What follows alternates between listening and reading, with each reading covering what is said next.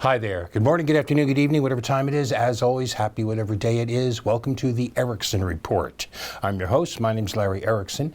And for the next almost half hour, I'm going to be talking about a couple of things that I think are worthy of your attention.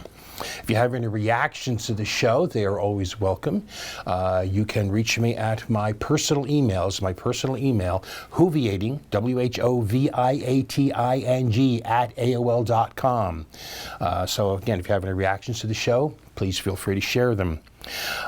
So let's get to it. We're going to start out with one of our frequent features. It's called 2 Weeks of Stupid, Clowns and Outrages. This time we're going to tackle the clowns first. Now, our first clown is the Department of Energy. Now, I'll note this is actually from a little more than 2 weeks ago, but it's too good to let pass. In an otherwise mundane press release on May 28th, which was announcing approval of more exports from a Freeport LNG, which is liquefied natural gas, the Freeport LNG terminal off the coast of Texas. The DOE declared that the expansion of such exports to be, quote, critical to spreading freedom gas throughout the world, and also said that more such exports would allow for molecules of U.S. freedom to be exported to the world. And I suppose it's kind of like freebasing, but without the kick. Next up is the news that the Wicked Witch of the Desk and Clown Lady Supreme Sarah Huckabee Sanders is leaving us. She's going home to spend more time lying to her family. Although actually, since there hasn't been a press briefing for like over 3 months or so, I actually thought she'd left some time ago. My favorite memory of her infamous career is when she told the press, after Tweety Pie fired James Comey, she told the press that the White House had heard from countless, that was her word, countless FBI agents telling them that they had lost faith in Comey. Only to have to tell investigators for Robert Mueller at a time when lying might actually have some consequences, having to tell them that those comments were based on, quote, nothing, unquote. Our next clown is Sinclair Broadcasting, infamous for top-down corporate control of the well over 200 local TV stations it owns. Control including distributing must-run segments, touting the corporation's right-wing blather, including sometimes having it included in a news broadcast as if it were an actual news item. One recent demand was that stations use a huge Code Red Day graphic anytime there is a prediction of severe weather. Joe Crane, a meteorologist at WICS-TV in Springfield, Illinois, complained about the system on air, noting that the dramatic one-size-fits-all style is actually less informative than the graded system used by the National Weather Service. He added that many viewers had complained about it before he called it a corporate initiative.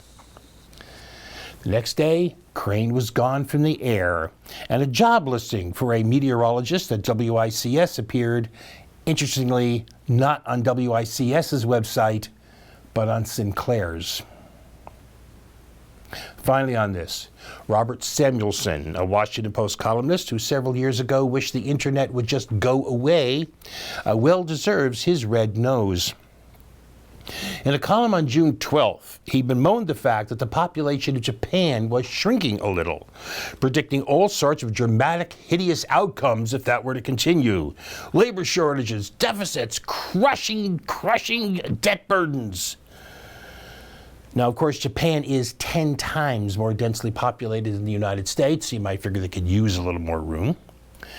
But it's true. Its debt has ballooned, so much so that its debt service burden, and again, you need to understand, that's the real burden of a debt. Not how big the debt is, but how much it costs to service that debt. Japan's debt service burden will be about 0.1% of GDP. Which in the U.S., allowing for the differences in the size of the two nations' economies, would be about $20 billion, totally crushing. But did you know what makes this really bad? According to Samuelson, half of Japanese children born in 2007 are predicted to live to 107 years old. The utter horror. But by the way, why is this actually a problem for him? Why does this all look like problems to him? Because capitalism is based on growth.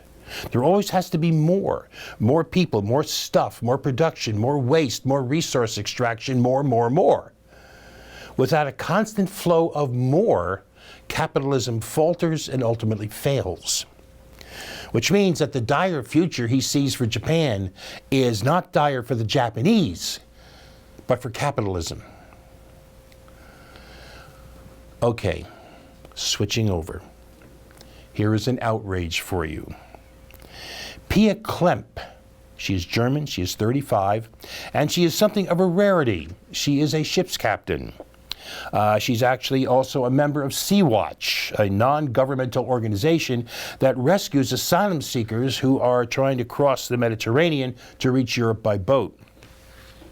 She is also now facing 20 years in prison in Italy for the heinous crime of not letting people drown.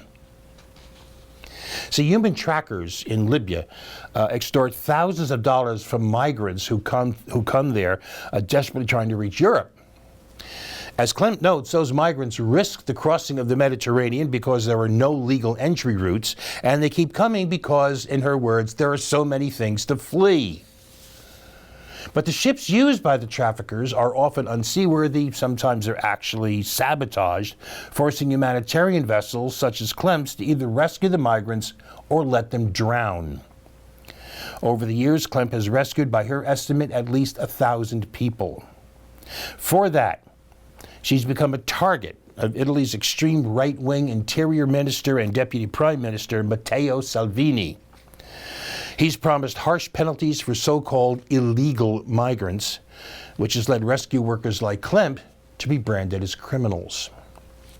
This despite the facts, at first, that seeking asylum is a human right, recognized under international law, and also, more significantly here, Article 98 of the 1982 UN Law of the Sea says, quoting, "Every state shall require the master of a ship flying its flag, insofar as he can do so without serious danger to the ship, the crew, or the passengers, to render assistance to any person found at sea in danger of being lost," unquote. Even so, cases against Klemp and others are being pursued, even as there's no proof of any substantial violation of law by any rescue vessel operated by any NGO. Journalist Rua Jibrial summed it up well. Quoting her, "Italy's fascists are using this case as a showcase to deter others from aiding migrants. They would prefer to let people drown in the Mediterranean." Now, continuing on immigration outrages, they want them to drown in the sea. We prefer to let them die in the desert. According to a report in Politico from 2 weeks ago, Tweety Pie is considering sweeping restrictions on asylum that would effectively block Central American migrants from entering the U.S. If they are put into place, those seeking asylum will be found ineligible if they have entered or attempted to enter the United States after failing to apply for asylum or other protections in any country that isn't their country of origin and through which they went in order to get to the U.S. In other words, what this means is that people fleeing El Salvador, Honduras, and Guatemala, who make up the bulk of those seeking asylum, would be barred from applying for asylum because they walked through Mexico to get here. In other words, for asylum seekers, these are your choices. You can apply for asylum in the U.S. from home. Just sit there in the poverty, the crime, the violence, all the things you're trying to get away from, and see what people who regard you as coming from shithole countries and say you are riddled with drugs and criminals and terrorists and who don't want you in the first place will say about your case. Or you can just sit in Mexico. We don't care. Just don't bother us.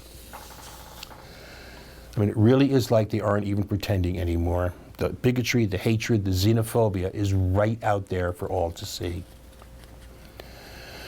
Speaking of immigration, the Immigration and Nationality Act is a federal law passed in 1952 that stipulates that any child born to a married U.S. citizen parent, born abroad, I should say, to any married U.S. citizen parent is guaranteed birthright American citizenship.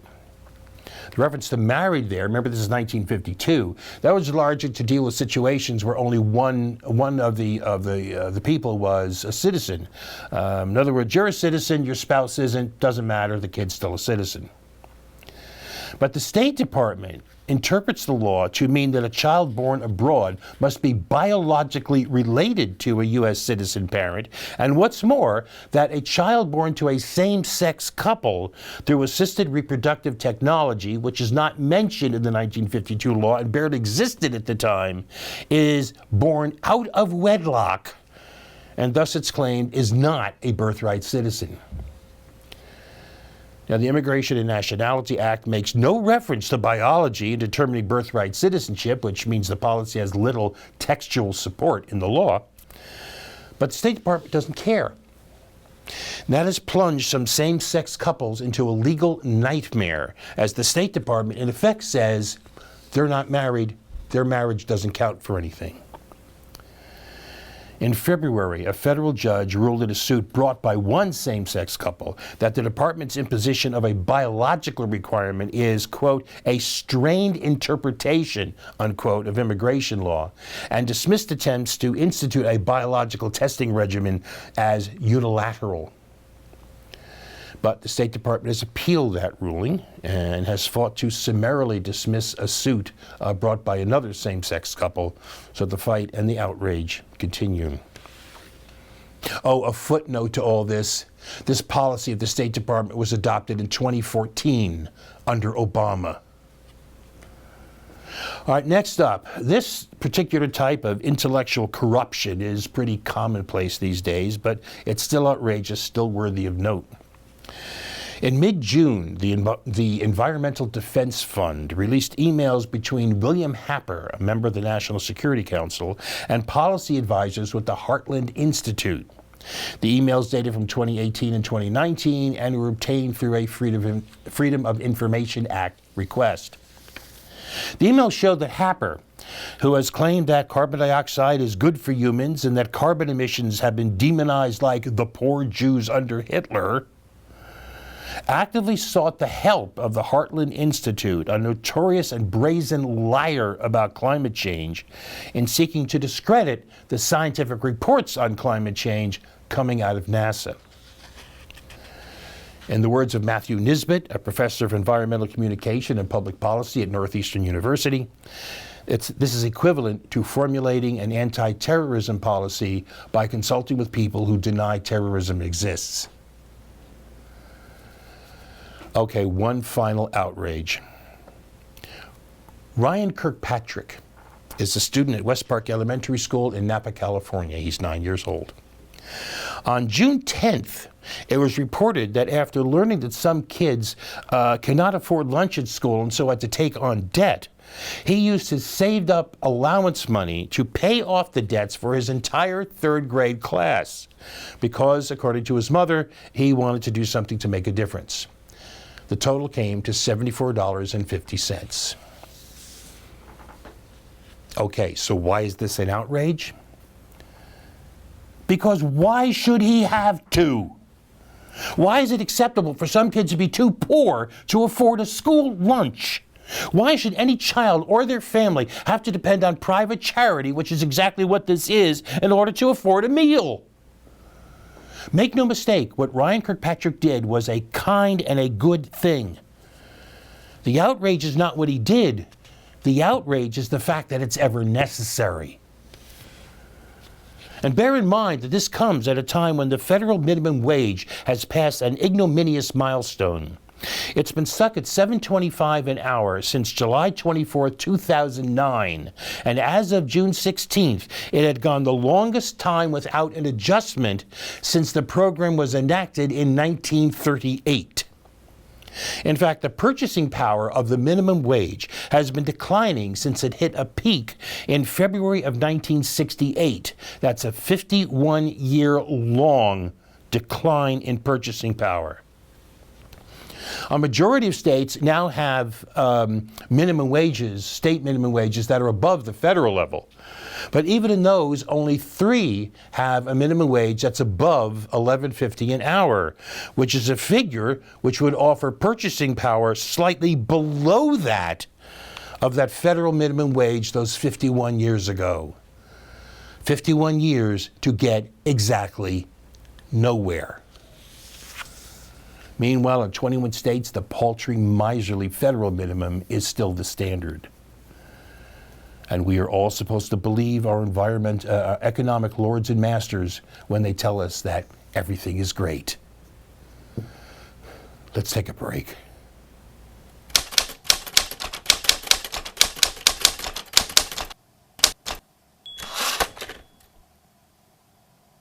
And here we are back with one of our occasional features, Listen Up. First, a little background's in order here. On February 9th, an employee at a Taco Bell in Vallejo, California, called police to report a man unresponsive in a car in the drive-thru lane. 6 cops came and found Willie McCoy, a 20-year-old Bay Area rapper, asleep at the steering wheel of his car with a gun in his lap. They surrounded the car with their guns drawn, later reporting it as a confrontation with an armed man, saying that he didn't follow loud verbal commands and they were forced to kill him when he reached for his gun. It was an all too typical, we have seen this movie too many times. Too many times, the police seeing a young black man and also seeing, or often enough merely thinking they see, or later on claiming to have seen a gun, followed shortly by another young black man dead for no discernible reason. Remember, Willie McCoy was asleep. That became obvious in March when public pressure forced the release of body cam footage, which revealed the police made no real attempt to wake McCoy, but stood for some minutes with guns pointed at the sleeping man, during which time they noted that the gun in his lap had no magazine in it, which means that even if it was loaded, it couldn't have more than 1 bullet in it. The footage also showed that the only moves that McCoy appeared to make just before he was murdered were to stir slightly, scratch his left shoulder, and lean forward, his left arm sort of moving toward his lap, at which point the cops almost immediately opened fire. It's unlikely that McCoy even knew what was happening to him. The shooting, which McCoy's family called an execution by a firing squad, sparked outrage and led to scrutiny of the Vallejo Police Department's frequent use of deadly force and its history of misconduct and abuse cases. Okay, that's the background. It's here because the news on this exploded anew on June 10th, when a report from a city-hired consultant revealed that police had fired at McCoy 55 times in the space of 3.5 seconds. He was hit around 25 times in the chest, face, arm, and shoulders. What seemed especially shocking to many is that the consultant, one David Blake, a retired cop who has a history of writing reports that exonerate killer cops, declared the shooting to have been a reasonable, that was his word, a reasonable and necessary response by the cops. More particularly, he said the killing was, quoting him, in line with contemporary training and police practices associated with the use of deadly force. Okay, listen up, people. That is the flaming problem. It being reasonable and necessary to shoot a sleeping man 55 times in 3.5 seconds because he dared to scratch his arm is in line with contemporary training and police practices. That's exactly what's wrong. And it's exactly why the murder of Willie McCoy may anger us, it may infuriate us, it may to some way even shock us, but it doesn't really surprise us. The point here is that when I say the killing of Willie McCoy was in line with contemporary training and police practice, I don't mean that in the political sense, or just in the political sense of this is how police deal with people, particularly black people. I mean it in the literal sense that police are trained to behave this way. We all know the racist aspects of this. The equation in the public mind of black, or even more black male, even more young black male with violence and criminality is not really our assertion. It's been demonstrated and researched repeatedly over decades. And we know how much of a driving force that equation can be in how cops act and react. But at the same time, the victims of mistreatment and police violence are not exclusively African American. Ask pretty much any white anti-war or anti-corporate protester. So the point here is that the shooting of Willie McCoy is in line with current training and practice because that is what we are actively teaching cops. We are teaching them to be afraid, to be in constant fear, to have adrenaline pumping at the least provocation, to be ready literally to shoot first and ask questions later. The racism amplifies it. Cops are being taught risk avoidance, being taught to regard self-protection as their highest priority. Protect yourself first, fellow cops second, the general public third. There is, for example, something taught in at least some police academies called the 21-foot rule. This holds that someone with a bladed weapon who is less than 21 feet away from a cop can rush the cop and injure or kill them before the cop can get their gun out and fire. Not only has this rule been questioned, it has been twisted and distorted to mean that if you are carrying a blade within 21 feet of a cop, they are justified in shooting you on the grounds that they felt they were at immediate risk of death. No actual aggressive move on your part is actually required. It's bad enough that in December 2014, some 125 Seattle police officers filed a lawsuit claiming that new rules in the city about the use of deadly force violated their constitutional right not to de-escalate a situation before going to lethal force, arguing, in effect, cops have a constitutional right to use any level of force up to and including shooting someone to death anytime they think they should, even if alternatives exist. Meanwhile, a couple of years after that, a cop in West Virginia named Stephen Mater was fired for, and this is no joke, fired for not killing someone on the grounds that he had thus failed to remove a threat. The threat in this case being a man with an unloaded gun who was trying to provoke the cop into killing him. Suicide by cop, it's called, and it's a real thing. So again, the shooting of Willie McCoy is in line with current training and practice, and that is the problem. Yes, police work can be dangerous, no doubt, no question, but if you're not prepared to deal with danger, if you're going to take the attitude, which seems to be the default attitude of way too many cops these days, that your personal safety outweighs any other considerations, even if that just means dumping that risk onto non-cops, then you shouldn't be a cop. Having certain powers of authority, including the authority to use force, even deadly force, when the situation requires it, powers and authorities that are unavailable to the general public, are part of what it means to be a cop.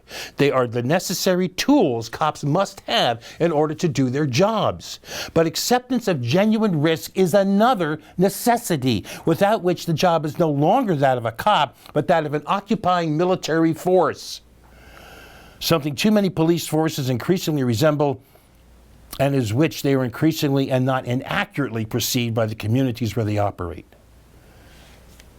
Listen up, people. The way we are training police is screwed up, and will only lead to more and more and more Willie McCoys. All right, finally for today, we're following up on something. Last time, in taking a longer look at immigration, I said I intended to expand on 2 points. One, that our borders have always been porous, and two, that there's a case to be made for open borders. As it turns out, I don't have enough time for both, so I'm going to have to put the second point off until next time. But I will get to it, because even while I'm not at all convinced that open borders are workable, it's an interesting and definitely arguable notion that deserves to be part of the debate. Okay, I want to note at the top that in discussing how we've never had secure control of our borders, I'm relying heavily on some work done by Peter Andreas, a professor of political science at Brown University, who said the unauthorized movement of people is an American tradition. In fact, it started even before there was a U.S. In 1763, King George III prohibited colonists from moving west of the Appalachians to settle. The colonists just ignored him. In the 1780s, Congress passed ordinances with the idea of raising revenue, deterring squatters, and arranging for orderly westward migration. A flood of unlawful settlers undermined the plans to the point where in 1807, Congress passed the Intrusion Act, which criminalized illegal settlement, allowed for fines and imprisonment. It didn't work. In fact, it didn't work so much that the states of Maine and Vermont were actually established by squatters. That pattern repeated itself for decades. Illegal settlement, intense, sometimes violent resistance to government authority, and finally official resignation to facts on the ground. For example, the Western migration included European immigrants who came to the U.S. legally, but then settled illegally. Unable to deter or remove those settlers, Congress passed preemption acts in 1830 and 1841, which were essentially pardons for illegal settlement, offering legitimate land deeds at discounted prices. The Chinese Exclusion Act of 1882 barred the entry of Chinese, so the Chinese simply went to Canada and came in from there. After the U.S. pressured Canada to deny entry to Chinese, the people smuggling business moved to Mexico, which was already a place for smuggling goods. Chinese immigrants, in fact, were not the only undesirables coming in through Mexico. By the last decades of the 19th century, Lebanese, Greeks, Italians, Slavs, and Jews were turned away at official ports of entry and found coming in through Mexico a good alternative. Worries over these immigrants was so acute that when the U.S. Border Patrol was created in 1924, Europeans were its main target. So now, what do we have? We have the descendants of those undesirables being, in Andreas's term, unremarkably American, while the Mexicans and Central Americans, who were once encouraged as a source of cheap labor, have become the undesirables du jour. The U.S. borders are more heavily patrolled than ever before, but officials continue to dream of secure borders that never actually existed. Expecting people to stop coming is insane. Expecting them to stop finding ways to get in is insane. Expecting those already here to leave is insane. And any immigration policy has to start by accepting that reality. All right, I'm out of time. That's going to have to be it for this week. We will see you next time. We will see you on our next show. Until then, you have the best life, the best time you possibly can. And as always, peace.